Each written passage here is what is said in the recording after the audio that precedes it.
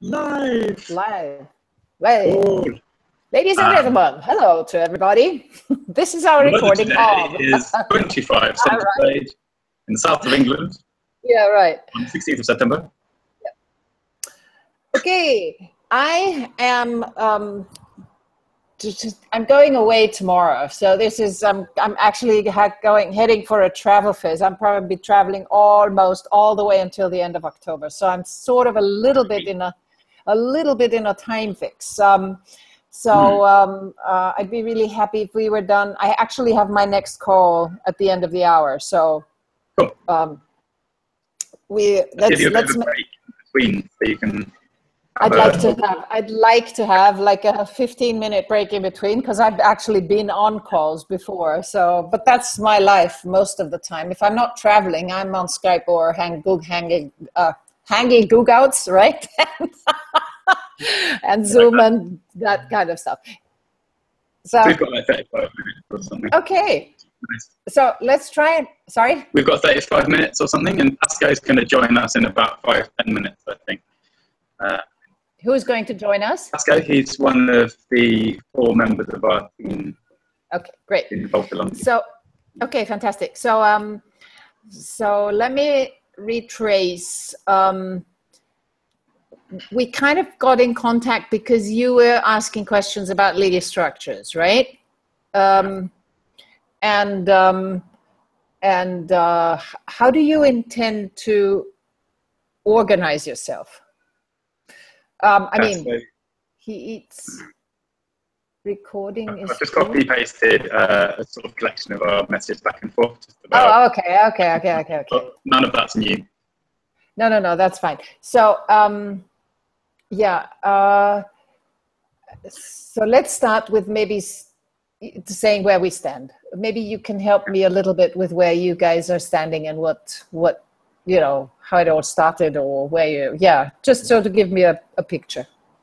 Yeah, in like 2 minutes? I'll give you 3. I came up with the idea of a dignity platform which has changed a lot. Like, I came up with the original sort of seed, and thanks to the collective intelligence of our now 4-person team, it's changed loads and become a much more realistic, exciting, viable idea, I think. But I initially had this tension that I acted on, that I guess I didn't realise came out of about 12 years of frustration and excitement about the opportunity in the sort of third sector space. Community projects and little local initiatives all the way through to big charities that I've been working with, mostly as a filmmaker, producing promotional videos for these organisations, teleporting inside them, learning what they do, who for, and how they do it, and telling that story better than they can themselves, generally to get donations or volunteers or partnerships and things. And so the sort of dots, I didn't realise how much I was kind of joining, and the patterns I've been finding across that sort of journey, working with all these inspiring, socially driven organisations, is around their funding, and also around these kind of teal sort of purpose-driven ways of collaborating. So I really want Dignity Platform to set an example for how the third sector could operate, and that's a really potentially arrogant sounding huge vision that's very sort of long term and will take forever to, you know, we can't ever master that, but we can practice doing things like teal inspired ways of working and showing what works for us and what fails, and sharing that story, hopefully to inspire charities, which I would argue are sometimes a bit stuck in a sort of old model of a kind of outdated, I think, sort of dependency on handouts and donations, and this kind of, if we don't nag and beg and charity mug and cold call and knock on doors, this is especially bigger charities, right? We're going to disappear into the background behind all of the other louder, more begging, guilt-tripping, even sometimes in worst-case scenarios, charities who have the bigger marketing budgets. And there's just something not quite right about this. While on the other far end of the spectrum is companies who simply have a product or service to sell and customers. So we want to explore this middle place. And the way we want to do that is create an app I feel like we are more than an app. We're a group of people aligned by a purpose, passionate about reinventing ways of collaborating together that's more playful and creative and purposeful. May I ask a question in between? Yeah. Look, so when you're talking about the middle, I mean, to what I understand, this is what is classically understood as sort of social business. Yeah. Okay. Yeah, like CICs and stuff like that, and co-ops and this kind of thing. And I know a little bit about this. I think Jo probably knows the most out of our team of 4, and she has been exploring that a bit. We have a Google Doc, actually. We went through the Cooperatives UK Select Structure tool, and together sort of tried to answer some of those questions. So Jo is definitely ahead of me. It would be great if she could make it, but she'll watch back at this, I think. But yeah, we want neighbours to meet each other, help each other with odd jobs. And if someone comes to fix your bicycle or cut your hair or take photos at your event, you're going to pay for that.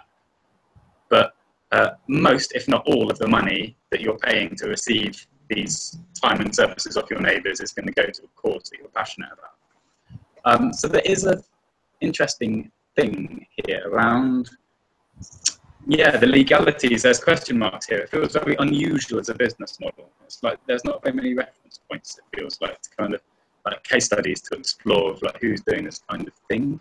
There is one called Make a Dinner Party, Give a Dinner Party. So I'm interested in chatting more to them about their legal and stuff. I have a bit of a hard time understanding you. I really, really try and hear, but it sounds really... Okay, so this dinner party, website is not available? Hey? Oh, sorry, I typed it wrong. It's probably .org, or is it? I wrote it wrong. Hang on, try. Okay. Oh, dinner. Dine dinner party. So no. Oh, yeah. Give a dinner party. Okay. Oh, I've seen that somewhere. So what? That's something like, I know there's an Australian thing called Eat If You Can. And what you do, you give a dinner party to collect donations or something like that, right? Right. So, okay, I'm not to help. Oops, where are you? I lost you. Oh, there you are. So you're talking about, are you still there? I can still hear you, yeah, go on. Okay, because you're kind of stuck. So what you're talking about is like activities that are made to get money in order to do something like, I don't know, fund a project in Africa or whatever. Yeah. Oh, okay. Yeah, it could be big national charities or community projects. It could even be your friend who's running a crowdfunding campaign because they have leukemia. It could be absolutely anything with a bank account that people are obviously passionate enough about to want to give their time. Okay, and what is the core the sort of the core process of the platform that you intend to build? So it will enable you. I think is the word. Again, the core interaction. So, right. So it will enable you to scan your whole neighbourhood and actually beyond. But primarily, we're trying to connect local people because there's a real social value to that, we think. So primarily local people, you're scanning them for skill sets that you need. So you've got a broken bicycle or broken car where you need a photographer for an event or a haircut. You can scan your whole neighbourhood of all the members on the platform and pay them to do an odd job for you. But you're not actually paying them, you're paying the cause that they're fundraising for. Or vice versa. You can go on there and offer your services. So it's connecting people through skills and needs. And then there's another feature that we want to implement once we've established that, and that's working well, which is this support to voice feature, which is just quite a simple way for people to have a richer relationship with causes that they're passionate about and be recognised as more than just a wallet. So if I'm passionate about a local project or a big charity, not only can I raise funding for them by fixing my neighbour's bicycle, I can also offer my ideas, my suggestions to that charity, to that cause. So they'll have a profile on the website and on the app. And I can propose that they do something differently that would make them more inspiring to me, that I would want to support them more. I think they would be more effective if they did it. Other people can then agree or disagree or discuss that point. And then Dignity Platform will visualize how much that charity or that cause has listened to those ideas. So if they've done something about it, it will show that they're listening, that they're interactive. Okay. And so wait a minute, you added some stuff here. That's dinner parties and give a dinner party. And then what legal entity should Dignity be? You added this, that Google Doc, right? Yeah, this is the latest, I think, that we have on this. Okay, so this is you're sort of in the bootstrapping process, right? Yeah. Okay. And yeah, so I think there's a big question for us around, like, are we like there's some complications around us managing the payments. I mean, we're going to use an external payment processor for sure, surely. But I guess still we're going to have some data protection things. And so how would we make our money? Let me tell you this too, because I think that's probably important, is that we would put ourselves in exactly the same shoes that all of the charities and projects we're trying to support would be in, which is when you sign up to Dignity Platform, you create a kind of pie chart of all the different causes that you want to support. Whenever you hire someone or get hired, this pie chart is totally customizable if you want to go into that level of detail, and you can decide how the money is distributed. And there will be one project, one cause or charity that's already in your pie chart as soon as you sign up, and that's Dignity Platform. So we'll maybe default taking 15%, 10, 15% maybe. And if you want to, you can just remove us completely, and it will just say, keep in mind, this is how we fund Dignity. Click here to see all of our reports. Click here to have a voice in what we do. But yeah, people can remove us if they want to. So we want to be funded 100% by gifts, not by selling anything. Mm-hmm. Mm-hmm. Mm-hmm. Mm-hmm. See, the way we look at things, the question never is whether you are a for-profit or for non-for-profit or whatever organization. The way we look at it is any organization as a for-purpose organization, right? So actually the business model is not the issue.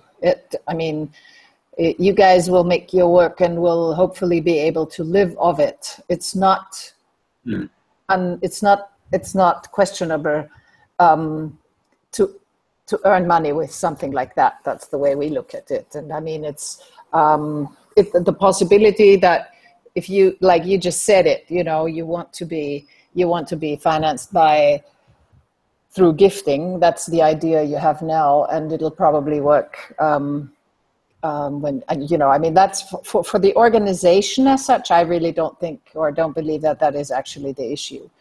I think the issue about organization is much more about getting a clear boundary of the inside and the outside, who's in and who's out. And if you relate to the outer world, it's just to get contractual clarity. Who's part of the organization, which is sort of the entrepreneurial thing. Part of the organization is anybody who, I'm talking ENCODE language, okay? Cool. Is anybody who is in the organization has a stake in the organization as well. there is a clear inside or outside, right? Because and also you're going to have to need some kind of a legal entity to talk, to talk to, I don't know, as we're still very much in a conventional world, you talk to banks, you have to have, whatever kind of. So the first way we're immediately feeling that in a very tangible, immediate way is taxing. We need a bank account, and exactly. So we've decided after exploring a bit that we think Metro Bank is the best for us. They're sort of quite ethical. They've got some great features. They have a community account option, which is like a free business banking kind of for the they call non-profits, but we would maybe use different language. And they obviously need us registered as a legal entity, and also for the bigger funding pots that we're very close to applying for, especially after we've done a bit of this offline prototyping. Kind of 10 grand plus, they need a bank account, legal entity. Okay. So I mean, to be a viable business, no matter whether you want to be big or small or what your purpose is, as long as you have a purpose, I think it is always important to have a legal entity, because also, you are going to have a contract with the organization, or what we call the company. So what Encode has is the complete bootstrapping process, how to bootstrap a startup in order to become a full self-organizing enterprise, which means you have a distributed authority system all the way through. So you don't only just organize in a distributed authority system, you also have the distribution of ownership and of profits in a distributed system. And you have a clear defined social system as well, because that is what you always get when you have an organization. You always have a social system. And so that's the new thing of Encode, is you start being completely clear that you end up with a with a founderless organization, because the founders, if you sign, the one step in that bootstrapping process is to sign a founding member agreement. And the founding member agreement sort of shows who has this kind of, who are the people who have this founding energy, the initiators of that all. But in this founding member agreement, you sign the moment the operating agreement, which are like the bylaws, the operating agreement, it's not the bylaws, but it's the fundamental paper where you encode the distributed authority system throughout the entire system. As soon as you sign that, you become a normal member, as everybody else will in the future or at this moment. So you remain a founding member, but you are not a privileged class. So as soon as you sign the operating agreement, it makes the founding member agreement obsolete, okay? So you are then a regular, it depends on the legal structure that you have, you become a regular, the American language is manager, it depends on the English jurisdiction, right? A manager in the company and also a co-owner in the company. You become a partner in the organization. If it is still, we haven't found a better system that makes distributed authority as clear as holacracy. And you sign a so-called association agreement, which means that you declare that as a social group, you are aware that this needs, can you still hear me? Yeah. Okay, your picture just went. That you have a social system that needs its own definition and clarity, meaning the people culture, right? So because the organization, if you have a truly distributed authority system running on,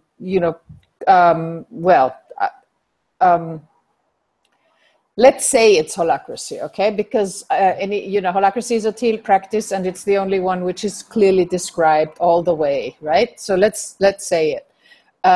you have a separation of the work and the people, and that makes things on the one hand really easy, on the other hand really difficult, because that's where the wholeness part of the whole comes in, that you can show up as who you are fully, and you relate to others who are purpose aligned, and that's why you are there. So those are the people who form the social system, and you define your own culture. What are our values? What are our behavioral norms? How do we deal with conflict? What are the, for example, the conflict resolution processes that we have, that we all abide to? What do we expect of each other as individuals? Me, Christiane, from you, Luke, and not me in my role of finances to you in your role of project definer or whatever, right? Those are two completely different things.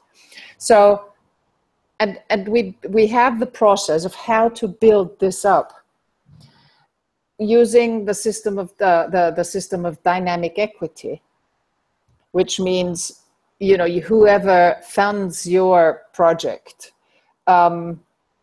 becomes equity, but equity doesn't, so you are a part of the company as an owner, but it doesn't give you the right to trump anybody in the organization because it's a separate container. Okay? Right.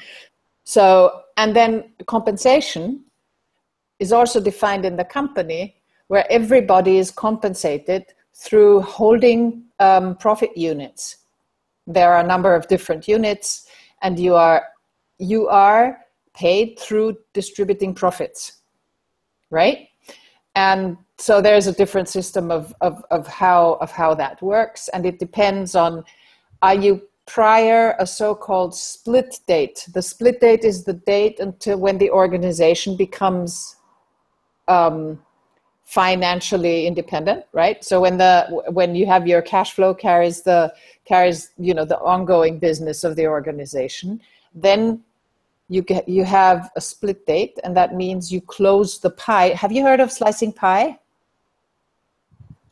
I don't think so. Not as a sort of, okay. Well, it's called dynamic equity. The book is called Slicing Pie, and it's a fantastic way of building an organization without going into any form of dependencies of investors, banks, and so on. But the slicing pie is a fantastic system that is still based on the old traditional organizational model. So ENCODE, we took that and we kind of changed it a bit so that it would fit the distributed authority, self-organizing world that we are in, right? So all this is ready and done, and the process is described. We can tell you what agreements you need. We can tell you not finally what the best legal structure would be in the British jurisdiction, in the UK, but we have looked into that. But the question is, how can you create a legal structure where you have, where you can encode the distributed authority system through the operating agreement, so that you have absolutely no privileged class throughout the entire enterprise. So you don't have an owner who trumps, you don't have a founder who trumps, you don't have an employer and an employee. So an employer that trumps the employee. You have no privileged class having power over other people in any way. That's what ENCODE is all about. Right. The thing is that we are a startup ourselves. We are building a platform to serve the ecosystem, the self-organizing ecosystem, right? So we have to make money too. The startup business, the startup world is a really important world for us. But startups don't have funds or very little funds, right? Yeah. So that's always a question of, you know, how do these worlds get together? But yeah, it's a question that needs exploring. Maybe we can help you to explore that. Sorry? Maybe we can help you to explore that I feel like that's a really interesting, relevant conversation, not a Well, I don't think uncomfortable or awkward one for me. no, I don't think that's our question, because what ENCODE is heading for probably is to work together with to build up something which we call purpose-aligned investment, which will be able to support startups that are willing to become a full self-organizing enterprise. Because we're more interested in the purpose agents, in the people who work in a self-organizing enterprise, because that's very much around the purpose of ENCODE. To increase the possibility for everybody in the world to be a purpose agent, meaning to work in contexts where their personal purpose is aligned with the purpose of the organizations, probably, that they work with. So, but I mean, so far, we're still, this is sort of still a bit in the future. So far, we are, looking for clients who will be able to pay for our services, or where we get some kind of, find some kind of deal where this is possible. Yeah. Right? And my logic brain is, you're carrying the key question here. What are the fewest questions that we need to answer? And where do we need to send the answers? Who do we need to give the answers to? Okay. I can tell you a few questions that would be really important. Number one, for you guys who are starting this up. Write them in the Google Doc at the very bottom. Sorry? You helped me to write them at the very bottom of that Google Doc. Yeah, okay. You happy to? On the Google Doc. Okay, let me open the doc. Yeah, the legal entity one at the very bottom. Yeah, okay. So, whoops. I don't think I can write. I can just watch you write. Let me check that. Oh, I'm an anonymous wombat? No, that's not me. I think someone else is on it. Maybe it's Pasco or Joe or someone. You should be able to edit now. I don't know if you have to refresh it. Okay. So, outcome. Wait a minute. Let me go down. Oh, way down. Do Control N to go all the way down. Yeah, okay, here we are. So I can see you present there. Okay, so I'm there. So you're a dinosaur, an anonymous dinosaur. I'm a dinosaur. That's funny. Okay, anyway, I'm not going to be offended now. Questions for... okay, let me just put questions to ask. So one would be... One would be, there's 4 of us, right? 4 in the team, yeah. So 4, I'll call it initiators, okay? Initiators. Okay, sure.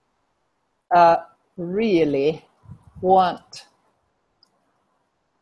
to become, oh my God, become a full self-organizing enterprise. And I can tell you, equals absolutely everything distributed. Ownership, decision, profit sharing, authority, completely, okay? So, no, whoops, wait a minute. No privileged class whatsoever. I learned that this is written in one word, right?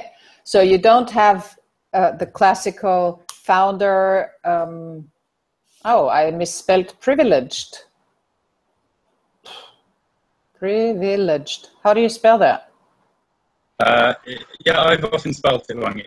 Oh, it doesn't have a D. Okay, privileged. There you go. Okay, so it's not my mother tongue. Anyway, so you can switch to editing mode, and then I won't have to approve you all the time. In the top right corner here is editing. Yeah, okay, well, I'm pretending. Oh, see, for me, your organization shows up as wrong spelled because I'm so much in the American language, so it has a Z. Anyway, don't worry. The second question is, and that is actually it's a sub question to the first one, right? So what do you intend to use as your management control system? So that hints very much towards holacracy, but to be a full SOE, there are a few criteria that you just need to have, and that's do you have a truly distributed authority system?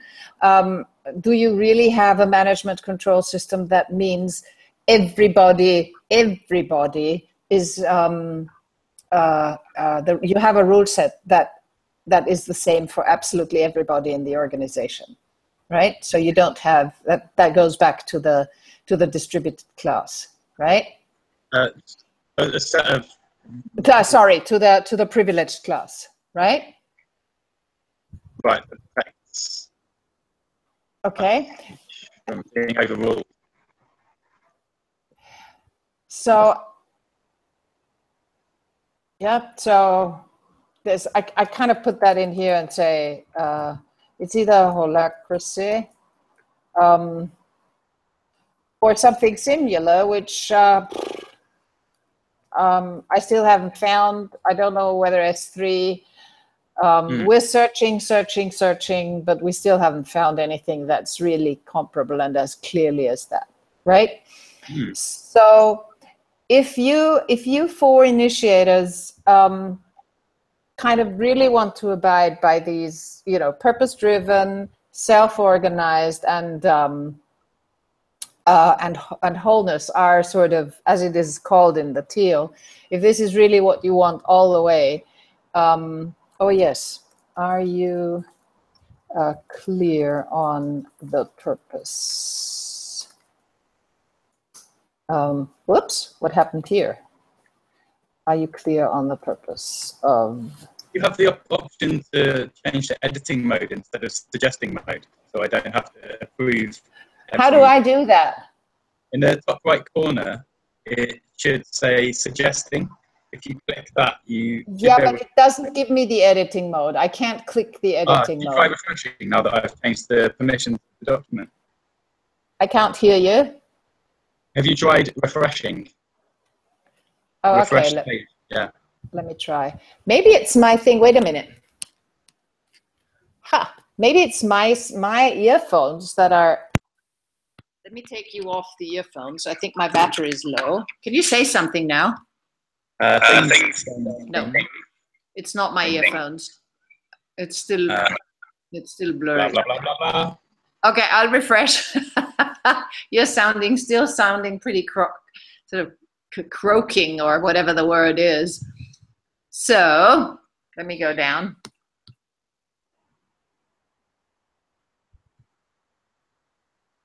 I'll try refreshing the Hangout one now just in case that helps. So I can, you're right. Now I can go into editing mode. Right. Brilliant, lovely. So, are you clear on the purpose of Dignity Platform? Oh, probably. Of Dignity Platform. So, Are there any other examples you can give of management control systems? Do you have one for MCOPE? Well, it's holacracy, yeah. You use holacracy? Yeah, we use holacracy. And because it's I think there's a lot of stuff going around, how to do a teal process. The thing is that you're going to have to start exploring what is, do we want to do it this way or do we want to do it that way? It's just, and in the end, you have to find something which is pretty similar to holacracy anyway. So that's my view of it. Having gone through the holacracy journey and having learned the deep meaning for the personal transformation that it brings, but generally people who, like you guys generally don't have such a problem with that distributed authority system because that's really what you all want. And because holacracy is often criticized about not taking care of the people, which is clearly true because it is not designed to take care of the people. Well, ENCODE has defined, has reintegrated what holacracy has distinguished, which was necessary for the evolutionary or developmental jump. So holacracy has brought the true self-organizing system that is, it's not the only good one, but it's the only one which is truly scalable. And now we reintegrate the legal systems, the compensation systems, the ownership questions, and the social questions that come up when you practice holacracy. So it's taken care of. And what's really important is that you are clear on the purpose, which of course is an evolutionary purpose. It will change as your work has already changed since you started. Yeah. And another question is, I'm going to have to put it pretty blunt. Would you be able to pay for a service to bootstrap your startup as a self-organizing enterprise? So now the next question you're going to ask is, well, how much does it cost? And that very much depends on where you actually stand, how long it would take. Do you already have someone who would advise you legally? Because we are not legal advisors, we just we just talk to the legal people and bring them to understand how distributed authority gets baked into that. So we're talking probably a few thousand.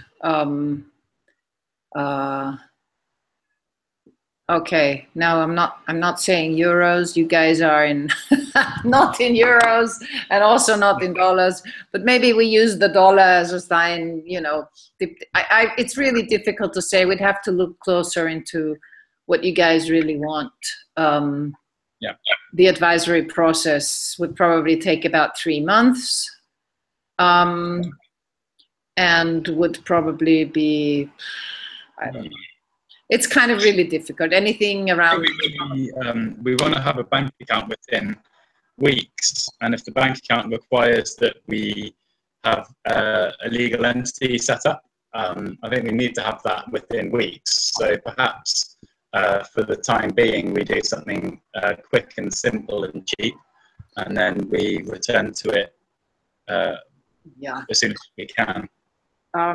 I mean, are you going to have a bank account that shortly and have something? Well, we've already just been awarded £5,000. So, yeah, and I think, it's not going to take us long to do this offline prototype. I think we're looking at doing the first part of it next Friday. We'll probably do 2 or 3 of those, maybe in different settings. But I think, almost immediately we'll be ready to apply for tens of thousands after that. Oh, okay. Okay. So you have the software builders in your team? No, we think we'll need hundreds of thousands to even, well, I don't know, potentially we can design a sort of very basic prototype online. I don't know enough. I think I'm refraining from even speculating too much in that space. We're massively lacking tech skills in our team. We're all quite techy sort of people, but none of us can write a single line of code. We have no app or web developers in our team. So we don't think we want to outsource that. We would like to have at least one person in-house, i.e. inside our team, which kind of touches on who's in, who's out, who's in between, and what does that mean. Basically, as we see it right now, I think it would be fair to say there's the general public, there's the team, which is as intimate and powerful as you can be. There's 4 of us. And then there's something in between, which we've currently been calling collaborators. We have a Facebook group, and that's the main way that we interact with collaborators.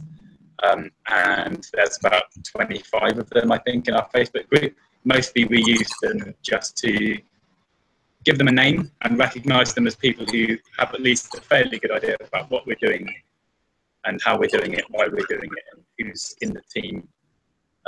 And yeah, it's a great way to kind of just get feedback and thoughts on questions that we have, things where we're exploring, harness collective intelligence. Right. So what is the easiest, most simple legal form that you can start really? The question is, what is necessary for you to get further funding? Yeah, I think limited by guarantee, I think, is what I feel like Joe was suggesting. Can you repeat that? Because you're really breaking up.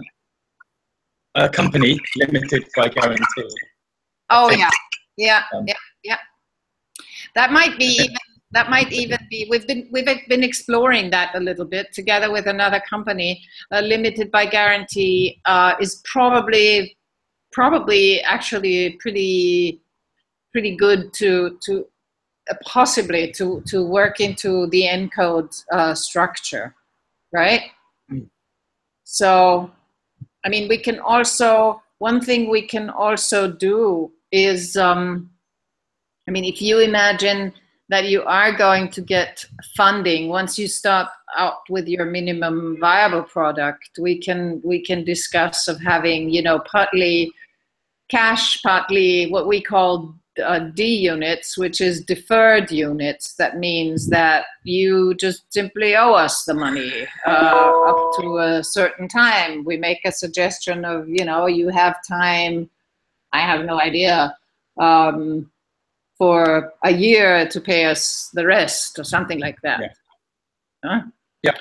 So, I mean, if it's, and I think, you know, I mean, I'm not the person who you would do the really meaty stuff with.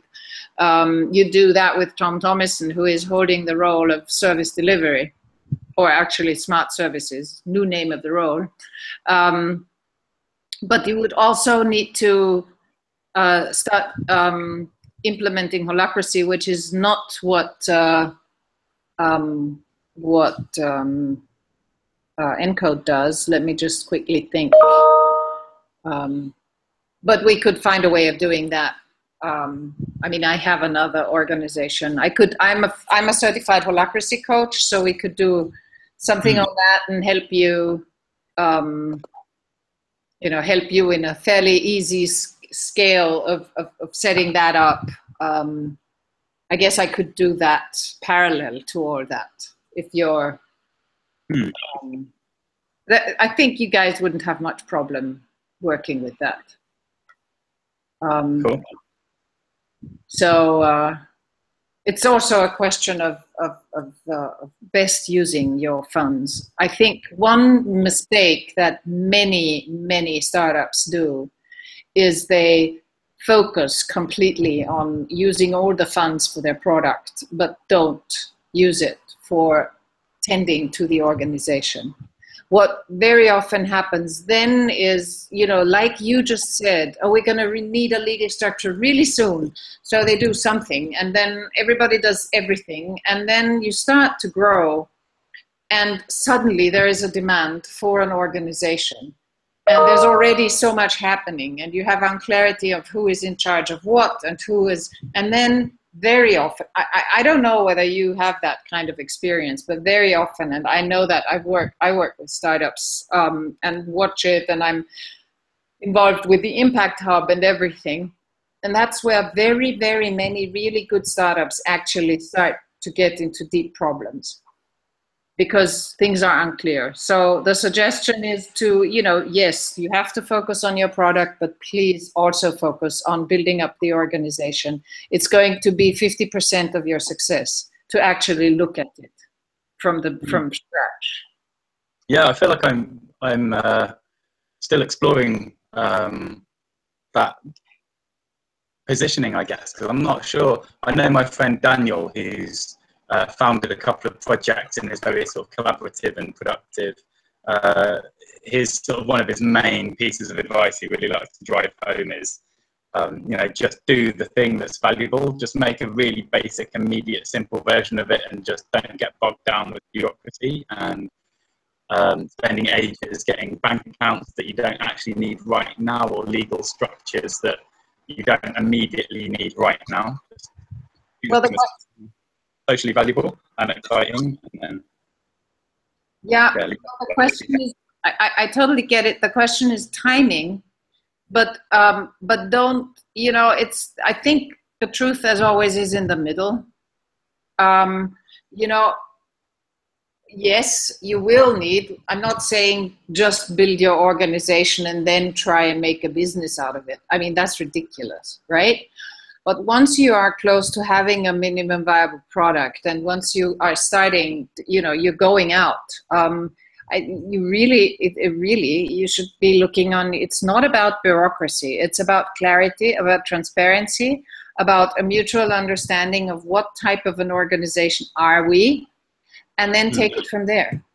Because if you have a self-organizing system, then you're just giving it out of your personal hands. It's an organization that needs to live. It's not, and you can contribute to that. And it's the giving free of the organization and giving it its self-organized system to prosper and grow and fulfill its purpose, right? And that's a different way of looking at things. Sure. Yeah, and I think that the truth is probably somewhere in the middle. So, I mean, but you guys are already in the middle of building whatever you need to build. And what do you want? You need somebody, you said you need somebody on board for the software stuff. We want a 15 member to be as intimately involved and as powerful, if that's the right word, as influential in the project, or the opportunity to be so if they want to be as possible, but who has more of that technical expertise. And they're going to be in very high demand because we're looking for someone, who's got very skills. Maybe they'll only put in sort of 10, 15 hours a week. I think any less than that would still leave a sort of hole wanting to be filled. But that's one of the things we're definitely looking for. A lot of them. You're not the only one. These guys can sit back and wait until someone chooses. I mean, until they can choose, kind of thing. No, I know it's exactly the thing now. Yeah, I still think if you want to have a successful startup, you really need to bootstrap it, right? So that's what Encode does, and it's not the question. The first question is not to, what I'm saying is not talk to us and then within a month you've got it all set up and it all has to be and blah. I mean, this is where also we're used to working along, tension driven, seeing how things become necessary.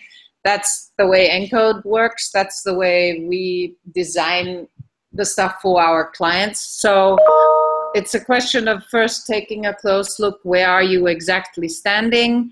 What are you, what are you trying to build? And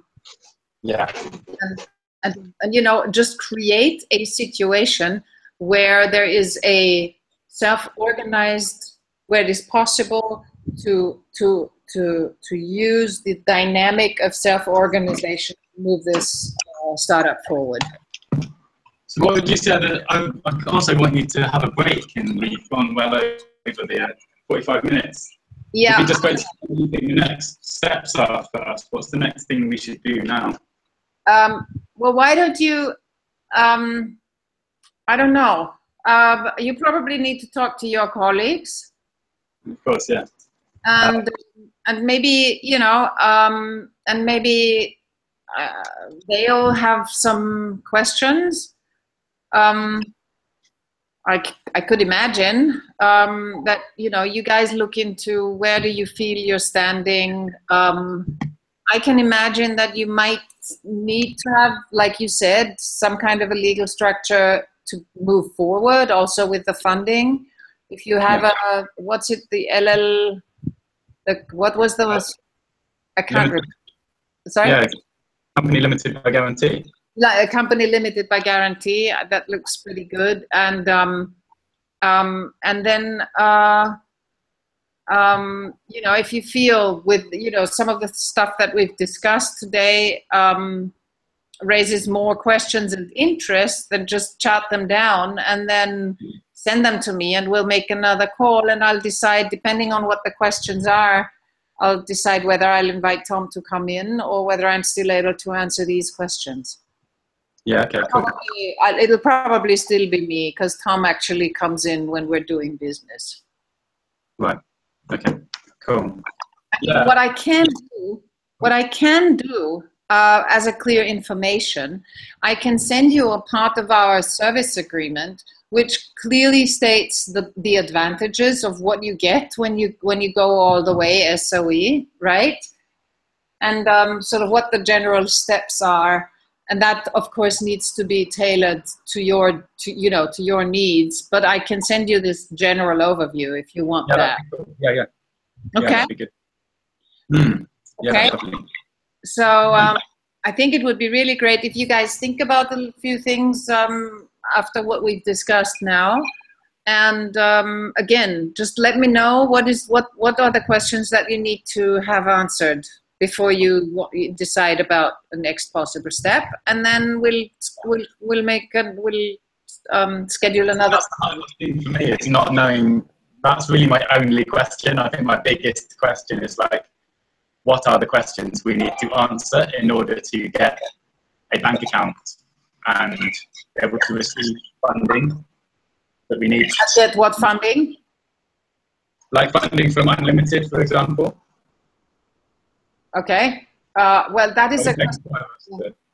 They require us to be a legal entity, as does our bank. So it's like, I just don't know what the questions are that we need to answer. That's my thing. I mean, I can just say, this is how we make decisions. This is our purpose. This is our scope of activities. Here's a business plan. And yeah, I guess just wing it, and then hopefully they can tell us what's missing. But yeah, I don't know. Yeah, I guess that's sort of. There's two directions here. Oh dear, I need to go to my call. Okay, there's two directions. One is, what is the necessity that you are? What are the necessities that you are confronted with in your context right now? Right. As long as you don't need a legal entity, and as long as there is no pressing issue that there's no need. But if there is a pressing issue, what is the pressing issue? And then just do the easiest, smallest possible step that you can take for that, right? And then we can take it from there. Cool, I've got to take this phone call. Yep, me too. Okay. Right, thank you so much, Christiane. Thank you for your time. Really appreciate it. Thank you too, and we'll talk soon. Right, bye. It is. Hi, so I was just finishing a video call. That's why I hung up on you. How can I help? Who is this?